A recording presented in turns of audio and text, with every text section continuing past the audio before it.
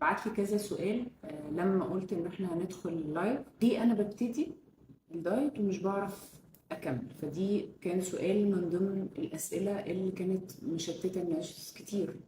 بصوا، كتير قوي لما بيجوا لي العياده الناس طبعا بتكون جربت مره واثنين وثلاثه وراحوا وجم وعملوا كذا حاجه وابتدوا وما عرفوش ان هم يستمروا. فدي مشكله من ضمن المشاكل، ليه انا ببتدي ومش بعرف اكمل. فده سؤال. في سؤال تاني، ليه بيحصل بعد شوية ثبات في الوزن؟ أنا بنزل وبعدين أجي عند نقطة الميزان يقف خالص ومش عايز ينزل، ميزان ومقاسات أو أيا كان الموضوع. في ناس كمان بتجيلي بتحصل حاجة إنه بيبتدوا أو أول حاجة بيبقوا عايزينها هي عايزين الحقن أو الأدوية. يا دكتور عايزين أدوية تساعد معانا. طب تعالوا بس نبتدي كده الأول وبعدين نشوف إيه اللي هيحصل. لا، الناس بتبقى جاية عايزة إنه يا دكتور عايزين حقنة، عايزين حاجة تساعد. بصراحة ببقى مش أول حاجة ببقى مرشحاها أو عايزاها تحصل إن إحنا نبتدي بحقن. ببقى نفسي نمشي طبيعي حتى شهر، يعني أنا ببقى عاملة باكج. فمثلا ببقى عايزة نمشي شوية شهر، اديني بس شهر أو أسبوعين أيا كان، نمشي ونشوف لقينا في مشكلة تمام نعالج. مفيش مشكلة خلاص تعالى نكمل بنفس الفكرة. طيب الناس ابتدت تدخل. أهلا بيكم، أهلا وسهلا مونيكا، أهلا بيكم.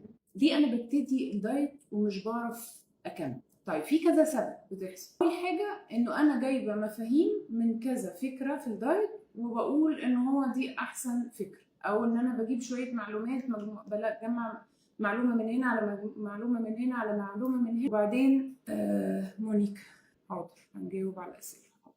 لا، بالنسبة للحقن ملهاش أي بصي حسب. لو أنا عندي تاريخ عائلي من الغدة، بتبقى عايزة لها بس إن إحنا نطمن إنه مفيش مشكلة ممكن تحصل بيها. بس أنا عايزة أقولك على حاجة يا مونيكا، إنه ناس كتير صدقيني عدد كبير قوي وناس صغيرة وكبيرة، في ناس شايلة الغدة وفي ناس بتاخد علاج والاقي الدنيا ماشيه كويس جدا. وزي ما بقولك احنا لما بنمشي شويه والاقي ان عندنا مشكله ممكن ندخل بعد كده حقن. لكن تعالى نجرب في الاول دايت محترم بكميات كويسه مناسبه ليكي بالوزن والطول ويومك وقاعده في البيت ولا بتتحركي ولا بتشتغلي. كل الحاجات دي مهمه جدا. فعشان كده احسن حاجه، احسن سيتويشن ان احنا نجرب مره واثنين وثلاثه. فشلنا بكل الطرق وحاولت معاكي كذا مره وفعلا وصلنا لحيطه سد، انا اللي بقترح عليكي لا تعالي نتحرك ناحيه الحقن. بس من فضلك بلاش اول حاجه نروح لها الحقن. انا عارفه ان انتوا بتبقوا جربتوا كتير قوي لوحدكم او مع دكاتره تانية. انا بصراحه ببقى مش عارفه هما مشوا ايه، بس صدقوني ناس كتير من اللي بتبقى ماشيه صح معايا بصراحه بنوصل، يعني بنوصل لان الدنيا تبقى كويسه.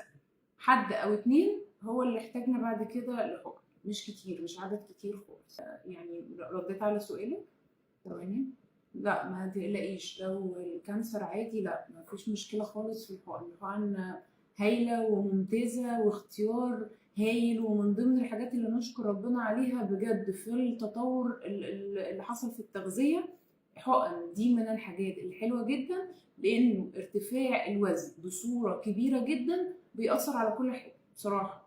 فمن ضمن الحاجات اللي بنبقى عايزين فعلا نعالج بيها الشخص وبسرعه، زي ما بقولك لو ما نفعتش بكل العلاجات او بكل الطرق بتاعه الدايت اللي بنعملها، لا بقى يعني احسن حاجه عشان صحيا اوزمبيك ممتاز، اوزمبيك حلو قوي، وجوفي ممتاز قوي. بعد كده اكترهم او يعني اقواهم قوي منجرو يعني مش بحب نبتدي بيه بصراحه في الاول. بحب نبتدي اوزمبيك او وجوفي وبعدين ممكن نعمل نكمل منجرو لو ما نفعش الاثنين دول، او لو وصلنا لغايه اعلى جرعه فيهم هما الاثنين بعد كده ممكن نبتدي بمنجور. يعني كذا حد عملنا معاهم كده، يعني في ناس عملنا ساكسندا يعني كانت بالنسبه لهم ميه شويه، بس ده اكتريتهم الولاد بصراحه.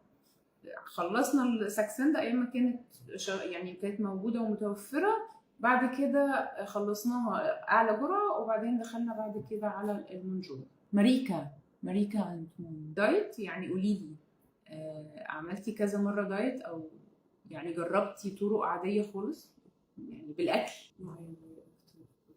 تحاليلك كويسه والفيتامين وكده؟ اوكي.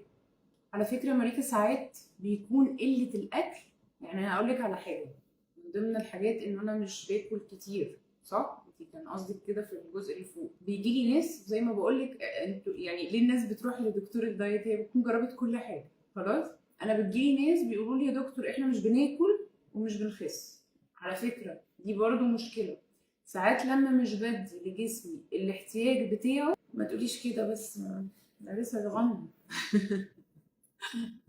لا صغير. ساعات لما مش بدي لجسمي احتياجه اللي هو عايزه، نسبة بروتين كويسة، نسبة نشويات، نسبة دهون صحية، خضار، فاكهة، لو في عندي نقص في فيتامين دي، لو عندي انيميا، لو كل الحاجات دي تعطل النزول. لما بحط لهم نظام حلو بحسب عدد وجباتهم وظروف شغلهم ونزولهم وكده، يعني مثلا حد ما بياكلش خالص، حد كان جاي لي بتقولي ما باكلش يا دكتور خالص وما بنزلش، باكل وجبه واحده بس وبالليل بقعد انقنق شويه حاجات. طبعا نقنقت شويه الحاجات دي ممكن تكون مشكله كبيره يعني.